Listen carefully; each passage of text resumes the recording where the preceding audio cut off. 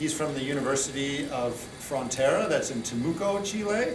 So for those of you that are familiar with Chile, it's in the southern part of the Lakes District, very beautiful area. So thank you for joining us at our lakes here in Madison. Mauricio received his PhD at a university in Italy and then spent some time at the Joint Research Center, which some of you might be familiar with as well. So I'm going to pass it over to you. I should mention he's an associate professor in civil engineering at his university and has been there for a number of years now. So thank you very much for being here, and I'll give you the floor. Thank you very much, Paul, for the invitation, and thank you, all of you, for being here at this time.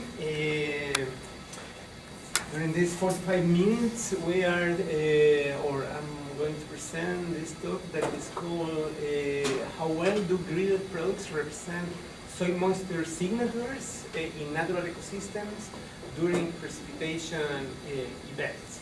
The last 15 minutes should be devoted to questions, so if you have any questions, feel free to make all that you want. Okay.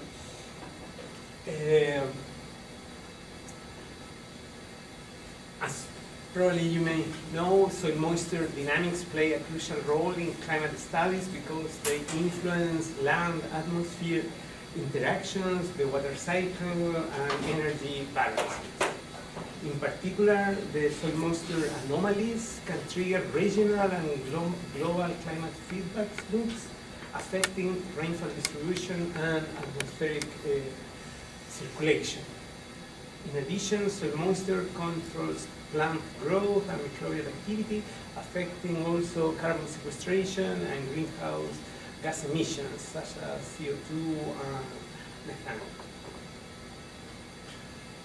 Surface soil moisture, in particular, and root zone soil moisture are essential in regulating water availability for vegetation and the energy exchange between soil and atmosphere, influencing key eco-hydrological processes. For this talk, surface soil moisture will be the one that we measure usually between 5 and 10 centimeters in the top soil layer, and root soil moisture will be the average within the first 1 meter of the soil profile. Surface soil moisture, the spatial and temporal variability of surface soil moisture is directly influenced by precipitation frequency and intensity, affecting its variability in the first topsoil layer. In contrast, the root soil moisture responds to precipitation events with a delay, as water must infiltrate deeper layers before being stored in this root zone of the soil profile. So the slower response time of the root zone soil moisture enhances ecosystem resilience, especially in areas where irregular precipitation patterns by providing stable water supply during dry periods. Soil moisture dynamics depends on many factors. Some of the most important are the precipitation events, the duration of these events, and the intensity of these events, the topography of the catchment area that you are analyzing, the vegetation types, the type of root, the root depth of the plants that you have in your catchments, and of course the soil properties where you are analyzing the soil moisture. Traditionally, in order to analyze soil moisture dynamics, you use a diversity of data sources about soil moisture, including in situ measurements, satellite estimations, land surface models, and atmospheric reanalysis. In situ measurements provide highly accurate data, both in space and also in time, depending on the type of sensor that you have. However, their spatial coverage is very limited, with monitoring network concentrated predominantly in the northern hemisphere. In Chile, public in situ data are not widely available, with only 3 monitoring sites, so 3 points in the whole country that belongs to the International Soil Moisture Network, which have been not publicly updated since 2022. This limitation highlights the need for finding alternative data sources in order to better understand soil moisture dynamics in engaged areas like South America. Here you can see the distribution of the monitoring sites that belongs to the International Soil Moisture Network, and as you can see, most of the sites are concentrated in the northern hemisphere. In the US you have many points, in Europe, also in Asia, but Africa and South America are quite undersampled regarding soil moisture. And these are the 3 sites. There are 2 here and 1 here that are not updated since a couple of years now. So satellite estimations allow monitoring surface soil moisture globally using passive and active microwave sensors, but they are limited to the first topsoil layer and affected by vegetation dynamics and also electronic interference. To address the previous limitations, land surface models estimate soil moisture at multiple depths by using physical modeling, while atmospheric reanalysis enhances the temporal and spatial consistency of typical land surface models by simulating some observations. Okay? While gridded soil moisture products, either land surface model or atmospheric reanalysis or satellite estimation, have demonstrated good performance in international studies, their applicability in data-sparse regions remain highly uncertain and requires critical evaluation before using these estimates for analyzing the dynamics of the soil moisture. In order to evaluate how good a soil moisture gridded data source could represent the soil moisture dynamics in a particular area, you usually compare the time series of the gridded soil moisture product with the in situ measurements that you have. However, this traditional comparison overlooks short-term fluctuations and long-term retention of the water in the soil, limiting the ability of this type of comparison to capture the full soil moisture dynamics. In the last decade, the so-called soil moisture signatures have emerged as a valuable alternative for evaluating the full dynamic response of the soil water content to precipitation events across diverse ecological contexts. So the research questions that we wanted to answer with this work are mainly 2.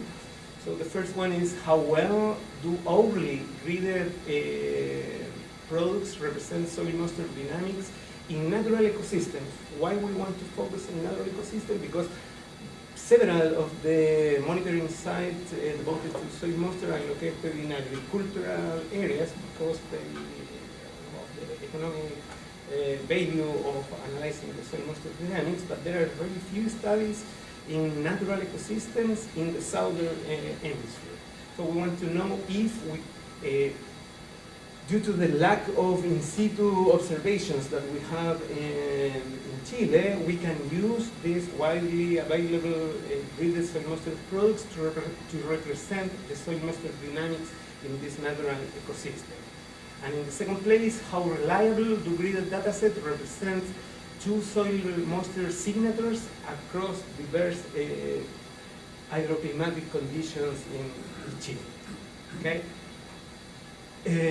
For answering these 2 research questions, we are using as a study area 4 catchments in Chile, as Paul previously mentioned. For those of you that are not familiar with Chile, Chile is just to the western side of Argentina. Here we have the Pacific Ocean, And this is the central southern part of the Chilean country. And within this country, we have 4 different study catchments. The first one is called Petorca, that is located in a arid region of the country. The second one is here in the Petorca River Basin. The main reason for analyzing this catchment is because we have an intensive exploitation of groundwater resources to supply water for agriculture, and this has had important impacts in the drinking water supply for local rural communities. So there is a conflict between the use of the water. And the second catchment is the Mapocho Los Almendros. That is a catchment located in the Andes mountain range with a dominating snow processes, controlling the hydrological processes within this catchment. In the third place, we have we are analyzing the Mapocho because it's a very important water source for the capital city of the country, where 1/3 of the population lives. The third catchment is the Cauquenes and Desembocadura. That is a catchment that is fed by the coastal mountain range, and here we have an important conflict between the native forest and the exotic forest plantation that has been growing during the last 3 decades, with important reductions of the water supply during the summer period.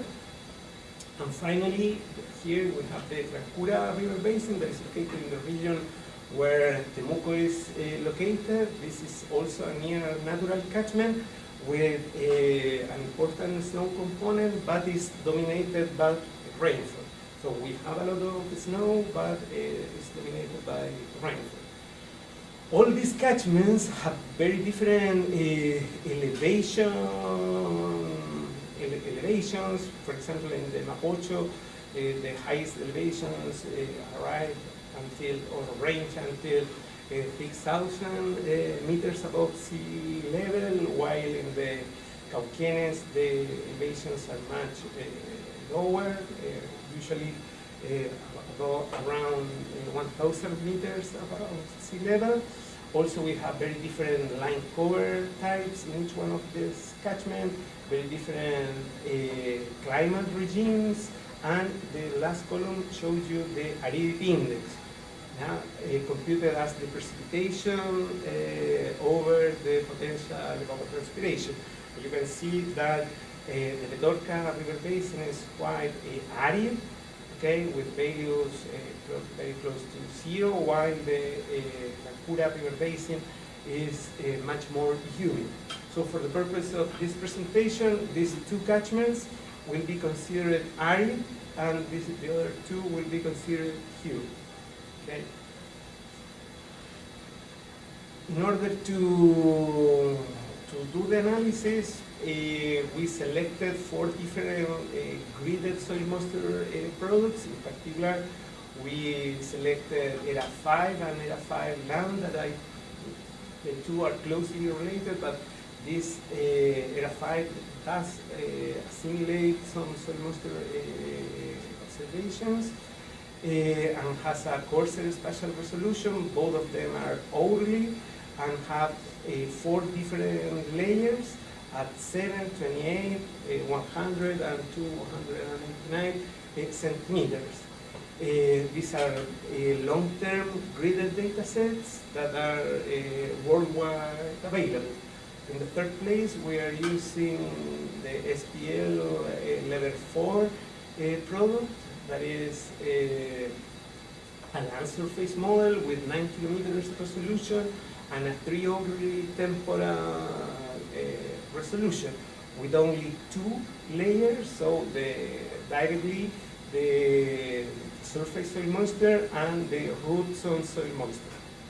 And finally, we are using the land surface model GLDAS NOAA with a 0.25 degrees of spatial resolution and 3-hourly, and with 4 different layers, but these layers are different from the ones used by ERA 5 and ERA 5 LAN.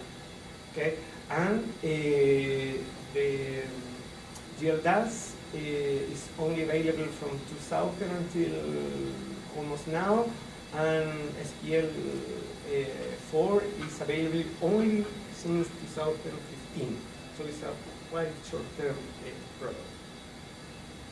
Regarding the in situ sites, we use the data coming from the Immune Puzzle Monster monitoring network that was fully implemented in 2022. From all the sites belonging to this catchment, we selected 10 sites for being used for this study. 4 of them belong to the northern Petorca, 1 belongs to the Mapocho River Basin, another one belongs to the Cauquenes River Basin in the south, and 4 in the southern Trancura. We selected these points because all of them have the same type of data logger sensors, so the measurements are really comparable. All of them have different that is the foul soil, but we have a detailed soil description for each one of the layers of the soil. So we made some in situ pits and sampled all the properties of the soil in each one of the layers that were identified by an expert in soils. And then we put some sensors in the middle of each layer of the important that were important for each one of the points. Okay, and in each point there is a dominant land cover that was selected as representative of that particular ecosystem. For example, in the Petorca, we have a native forest. There are some trees typical from the northern part of the country, and some shrublands. In Mapocho, because of the high elevation of the catchment, we have bare soil mostly and some shrublands, while in Cauquenes we put the site in the native forest, and in the Trancura we put it in native forest and in grasslands. Okay, all these sites are not irrigated. Here you can see the 4 study catchments and the size of the pixels. So green color represents ERA 5, violet color represents ERA 5 land with a much smaller pixel. The blue color represents SPL4, and the cyan color represents GLDAS north.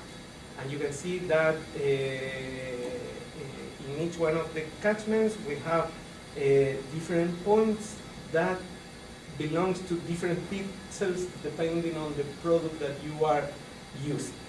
Okay, and here you have representative some photos that are representative of the type of vegetation that you can find in each one of these points. The methodology can be summarized in the following way. For all gridded datasets and all in situ observations, we choose a common temporal resolution of 3 hours.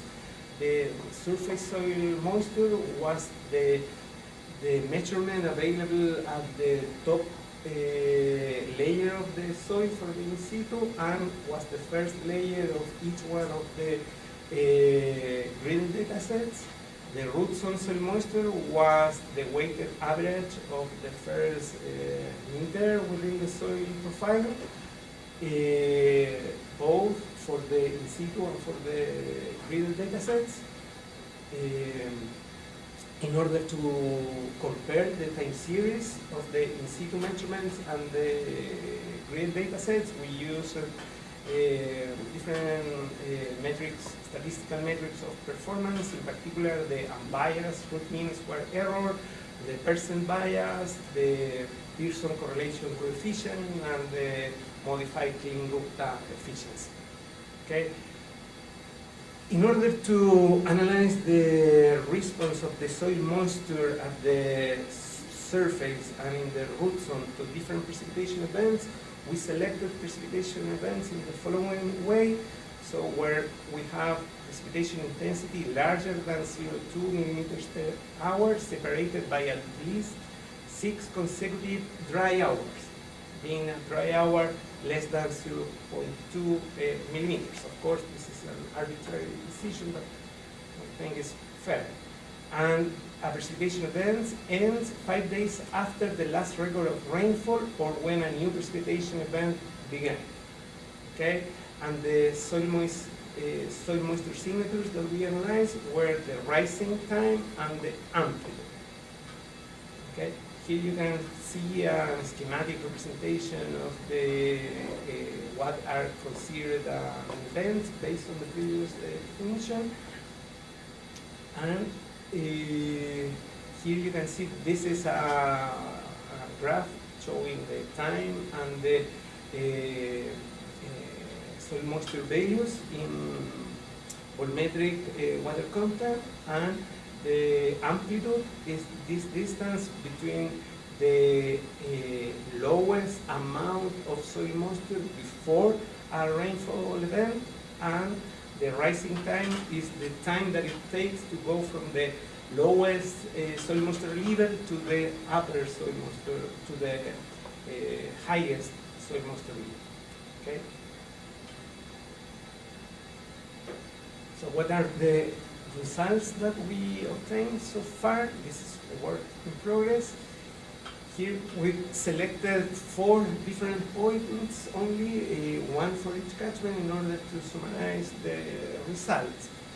This figure shows the soil moisture 0.5, so the shrublands in the arid Tedorcature Basin, the most northern catchment.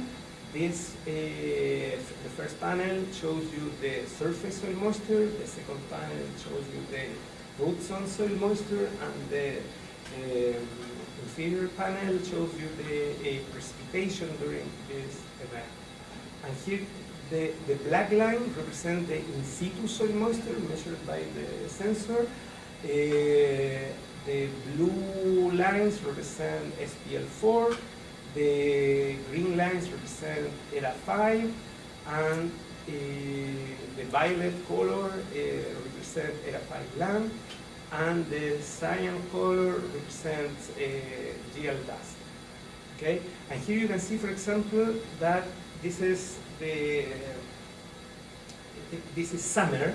Yeah, this is the beginning of January in my country, that corresponds to the summer period, and you can see that even if you don't have, when you don't have precipitation, of course, as expected, soil moisture belongs almost plain. But when you have this first precipitation event, that is, I'm sorry, I don't know in inches, but it's 7.4 millimeters, you don't have any reaction in the in situ soil moisture. But some of the soil moisture products have a response in that, to that event. Of course, these graded products respond to their own precipitation and not the precipitation that we are measuring at the rain gauges. Okay, but here you can see that the difference during the summer season is quite plain in the in situ, while most of the products have dynamics. Okay.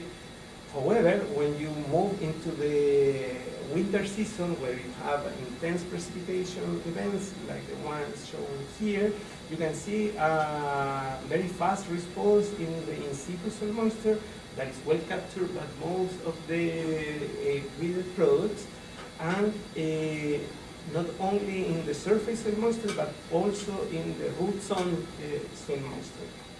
And It is true that in the root zone soil moisture there is a delay between what is shown by the in situ measurements in comparison to the ERA 5 and ERA 5 land, for example, that represent some sort of some important weeks of delay in this response. But in general, the shape of the soil moisture dynamics is well captured. Okay.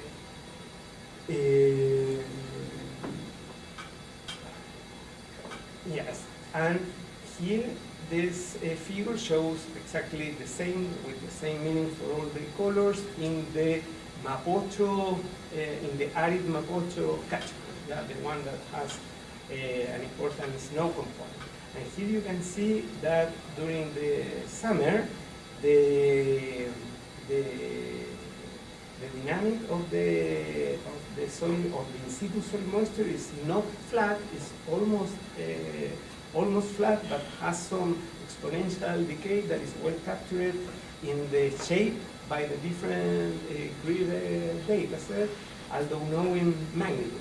Okay, and when you have this important precipitation event moving into the winter season, both the in situ and the soil moisture products see or present some rise in the soil moisture levels. And when you move afterwards during the next winter, you can see that, for example, in this winter in 2023, that was a wet year for Chile. You can see that the rise in the soil moisture level was well captured by all of the, or most of this grid data sets. Okay. Here in the, moving towards the humid study areas, here you can see the results for, or the soil moisture dynamics for the humid Cauquenes. And you can see that, for example, even during the summer, the dynamics of the soil moisture is well captured by most of the product, not only during the dry period, but also during the winter period, where most of the products are able to mimic the shape of this, of the in situ soil moisture dynamics. Okay, and when you move into the summer again, most of the products are able to reproduce this decay in the soil water content. Okay, both in the surface and also in the root zone, in the root zone zone. Okay, and finally, in the most humid catchment in the Tancura River Basin, you can see that first you can see a much intense dynamic of the soil moisture in comparison to the flat response that you observe in the arid catchments. Here you have, even during summer with no precipitation, you have a more intense dynamic both in the surface top layer and also in the root zone, and most of the products are able to capture this dynamic, at least in the shape of the dynamic, of course with some biases.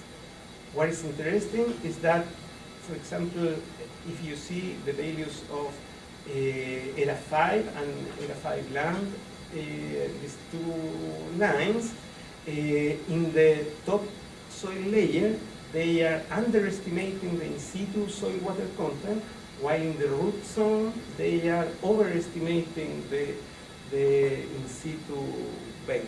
So we observe a change in the bias of these two products. And regarding the metrics of performance,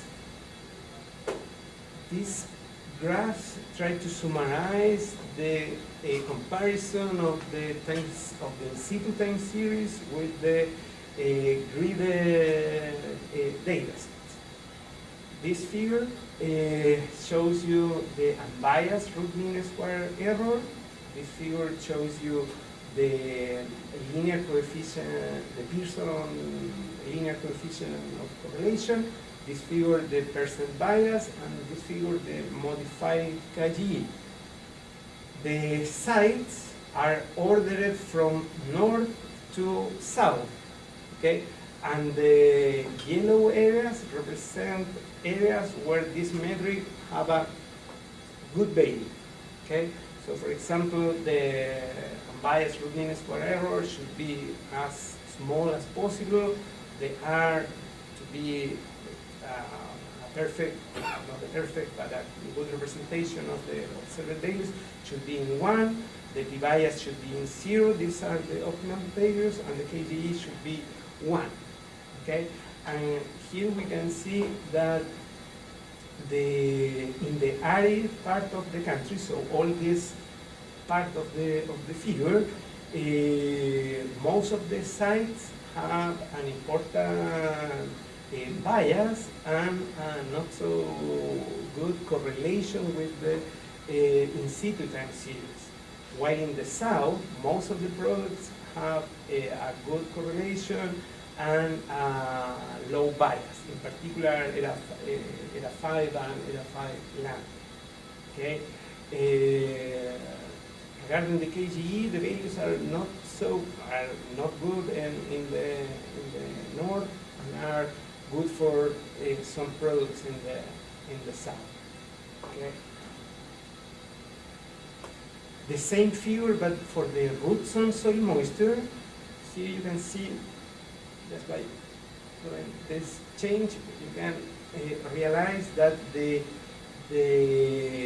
metrics will become better in the root zone soil moisture in comparison to the surface soil moisture. Even in the northern part, in the northern monitoring sites, we have much lower biases, better correlations that were not observed in the northern part, and in the humid monitoring sites, these two metrics were also much better. Okay, and the percent bias is quite good for ERA 5 and ERA 5 land in the southern catchments and in some points in the northern catchments. And finally, analyzing the soil moisture signatures, this figure represents the soil moisture signatures for the first event of the year. So in the 2-year period that I showed you before, we try to analyze the soil moisture response to two very different events. The first event of the year when the soil is quite dry, and the most intense precipitation event when in the middle of the winter. Okay, when the soil is humid, and we wanted to know how different is the soil moisture response under these two different conditions. This figure is a bit complicated. I'm trying to explain it.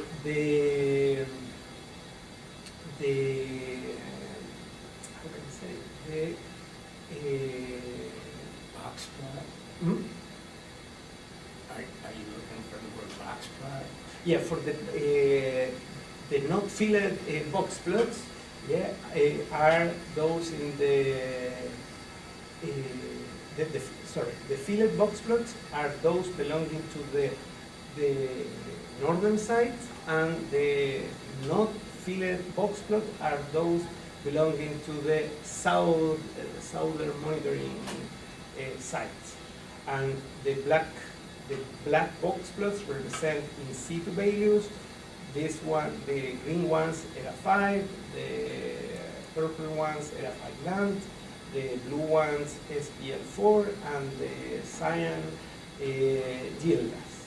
Okay? And in this figure, you can see these two panels show you the amplitude of the first event in the surface soil moisture, and this panel show you the amplitude of the first event, but in the root zone soil moisture. So here you have the surface soil moisture, root zone soil moisture, and the amplitude of the first event. Okay, and here you have the same surface, root zone, but the rising time. Okay, and here you can see that the amplitudes are larger in the southern sides than in the northern sides. Okay, for example, the in situ here are the amplitudes in the southern side are quite big in comparison to the northern side. So when the soil is quite dry in the arid catchment, you almost don't get any soil moisture response to the first precipitation event. Also in the northern sides, in situ amplitudes are below 0.001 cubic meter per cubic meter, so really, really small, close to the permanent wilting point of the soil, and all graded data sets overestimate this in situ response. As you can see, all of the box plots are much higher than this one. And the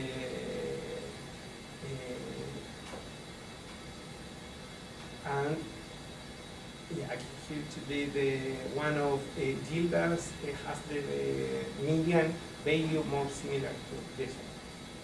And finally, rising times are shorter in the north, so with a median of 5 hours, as you can see here.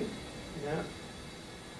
In comparison to the south, where the median rising time is close to 21 hours.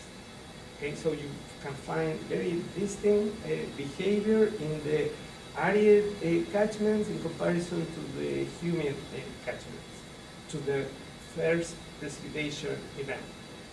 Okay, regarding the root zone soil moisture, to the first when you look at the first precipitation event, the amplitude are smaller than the surface soil moisture in both regions.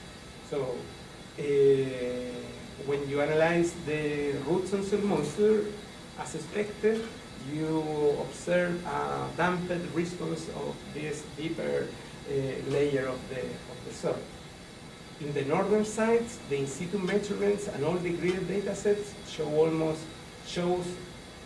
almost no response to the first precipitation event, as you can see here, while sites in the south present a much larger response. So the difference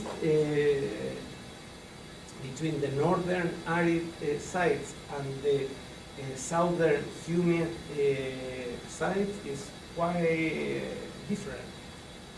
Okay, and the rising times are greater in the root zone soil moisture as expected than in the surface soil moisture, and they are shorter in the north. So when you have a very dry soil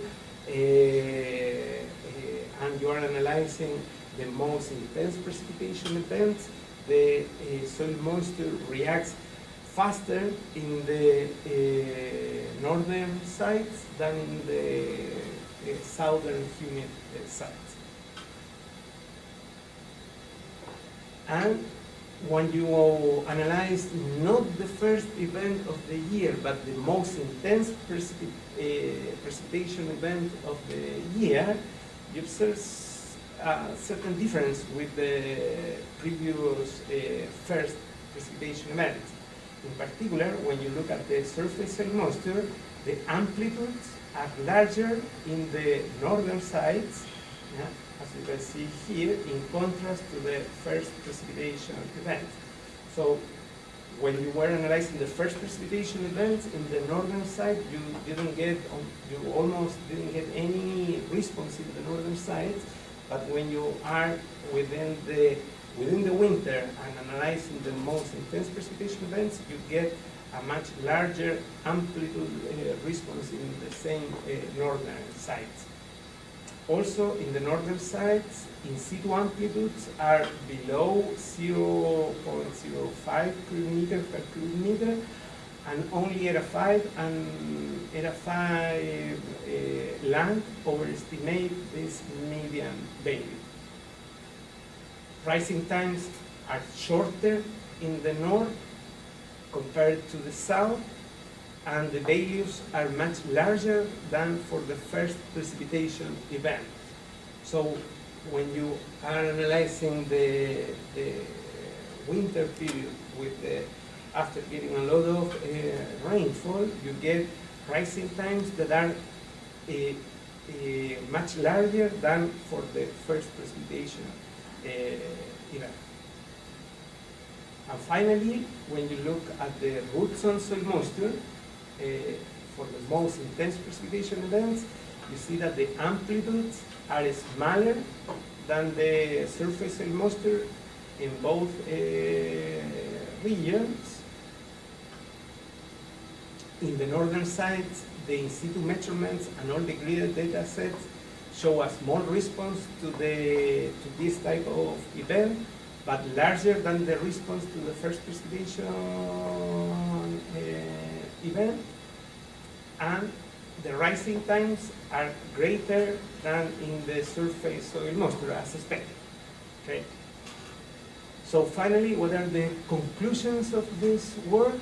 First, that the performance of gridded soil, about the performance of the analyzed gridded soil moisture datasets, SPL4 now achieves the lowest unbiased root mean square error for both surface soil moisture and root zone soil moisture, especially in the northern regions. However, ERA 5 and ERA 5 land outperformed SPL4 in terms of the linear correlation and the KG, particularly in the humid south that performed really well. Regarding the response to the first precipitation event, the surface soil moisture amplitude was generally higher in the humid south than in the arid north, while rising time was shorter in the north compared to the south. And regarding the root zone soil moisture, as response to the first precipitation event of the year, all data sets showed us slower response and smaller amplitude than the surface soil moisture. Regarding the response to the most intense precipitation event, the surface soil moistures were larger in the northern sites in contrast to the first precipitation event, so here we see a change in the behavior, and the rising times are shorter in the north compared to the south. Regarding the root zone soil moisture, most data sets show a slower response and smaller amplitudes in both regions. And the overall evaluation, in our opinion, ERA 5 land and ERA 5 proved to be reliable data sets, although not perfect, for representing the spatiotemporal variability of soil moisture in central and southern Chile in these largely engaged areas, especially in the southern ecosystem, while SPL4 performed well in terms of the unbiased root mean square error, but showed larger variability in all the analyzed metrics. Okay. So, almost in time, so thank you very much for your patience, and if you have any questions, feel free to make it. Great, let's thank Mauricio. We do have some time for questions. What satellite platform was used? For which, you mean, what Was each gridded data set a different sensor or platform? Yeah, all belongs to different data providers. Oh, okay. And you had very good temporal resolution, but the spatial resolution is rather coarse. There's no way to improve on that. So far, yeah, here people are coming from atmospheric sciences, so they know much more than me about the reanalysis, but as I know, the next ERA 6 should have a much better spatial resolution, so a higher spatial resolution. My last question. What, does Chile have its own soil classification system, or do you use soil taxonomy or the international system? Yeah, yeah, that is a very good question. In fact, when you look for soil information in Chile, you will find local taxonomy that comes from a national institution, and the main problem is that with that taxonomy you cannot go anywhere because nobody else in the world will understand. So very recently, a colleague that is also participating in this work, that is Mauricio Zambrano-Bigiarini, developed a soil properties product for Chile, reader with 100-meter resolution based on thousands of in situ measurements, and then using some machine learning technique for extrapolating the in situ values to the rest of the country. And that new data set has several properties, so texture with density, hydraulic conductivity, and many properties, and follows the how it's called, a global data set of soil properties that is called, I just forgot the name of the program.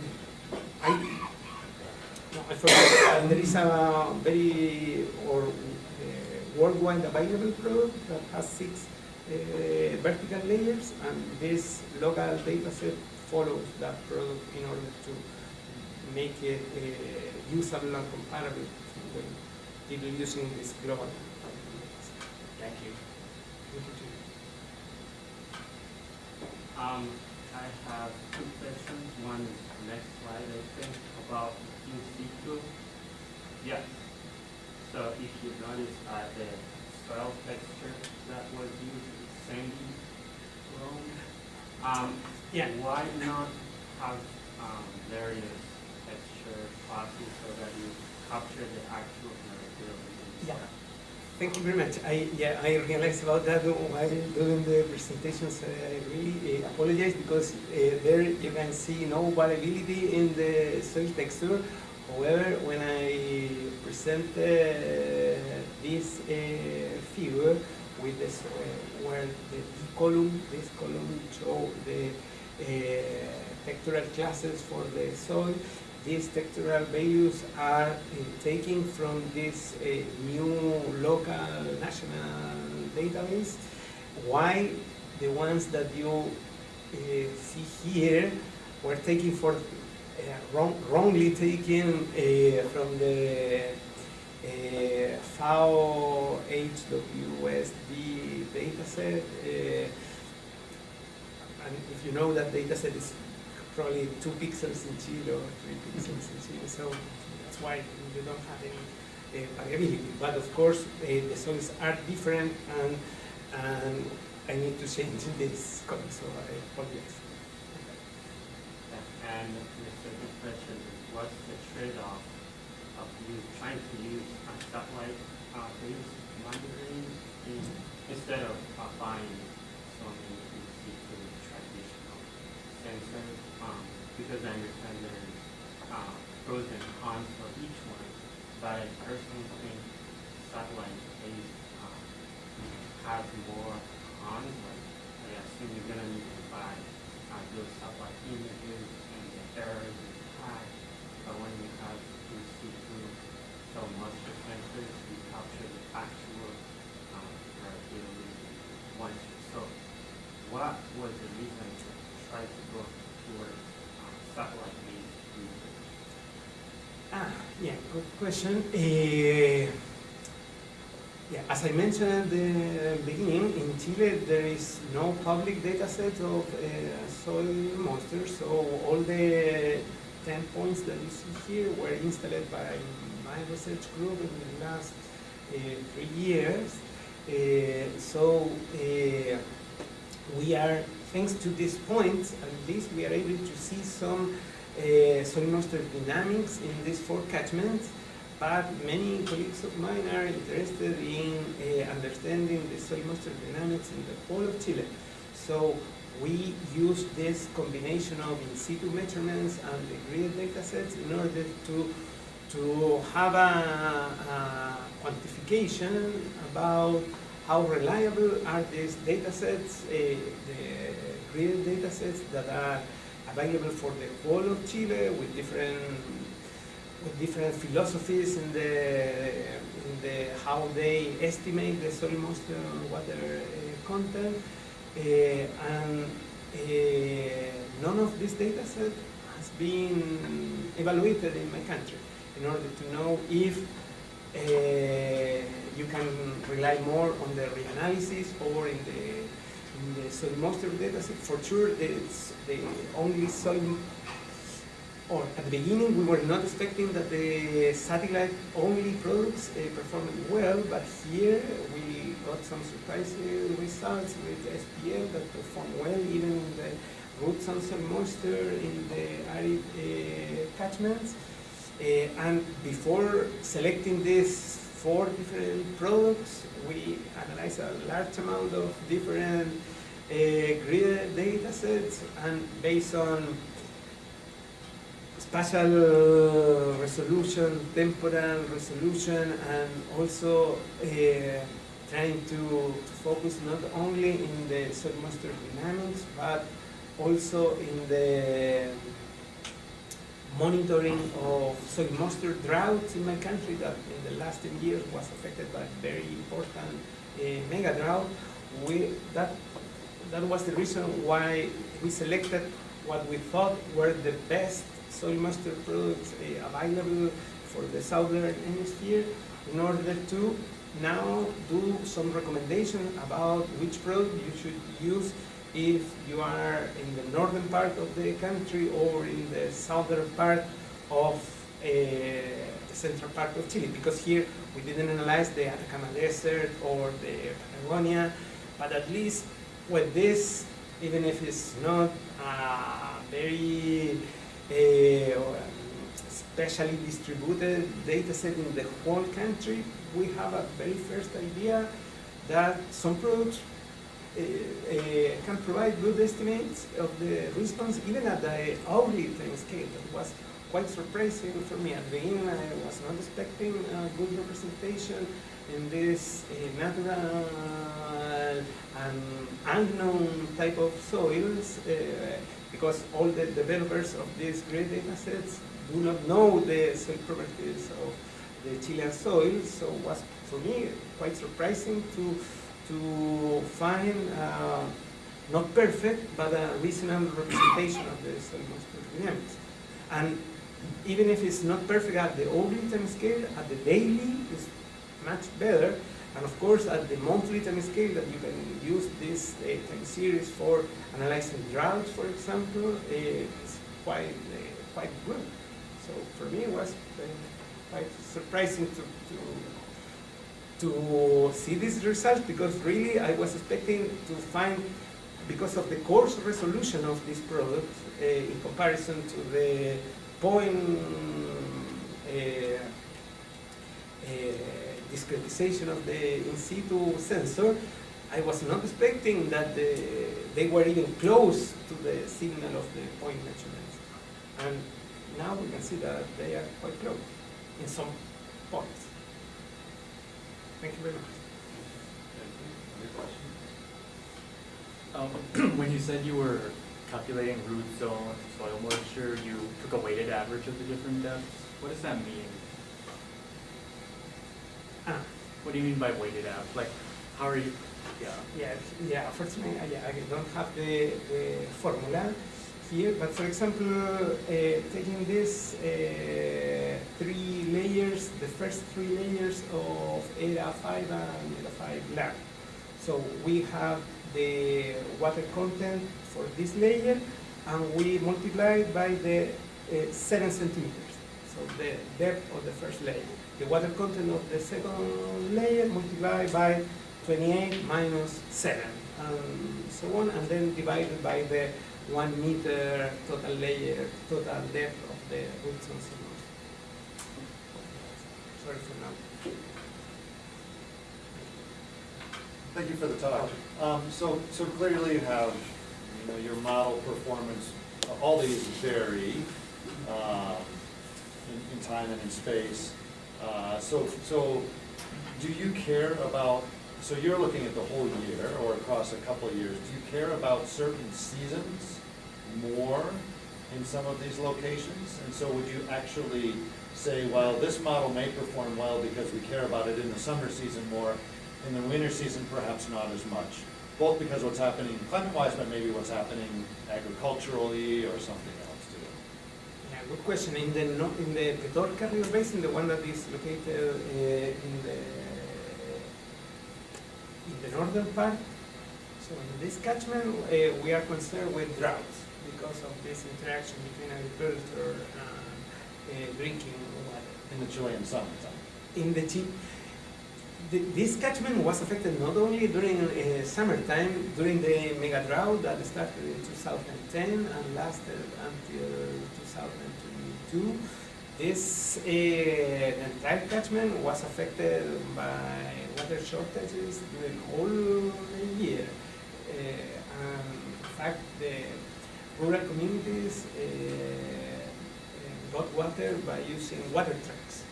So that was the worst solution in my opinion, but so the situation there was very critical. So for me, it's very important to be concerned about the low values of the soil moisture in that catchment. While in this other, in the Tancura, we're facing flood events during whenever you have a very important precipitation event, you can expect floods here that prevent to cross to Argentina. So the international road is cut when you have floods in this area. And in these two, we are not really monitoring we don't have a particular problem with the soil moisture yet, but my research group is very interested in starting to monitor soil moisture drought to see how you can better understand the drought propagation from the meteorological drought to the stream flow drought. So we are just starting to look to this. Any last questions?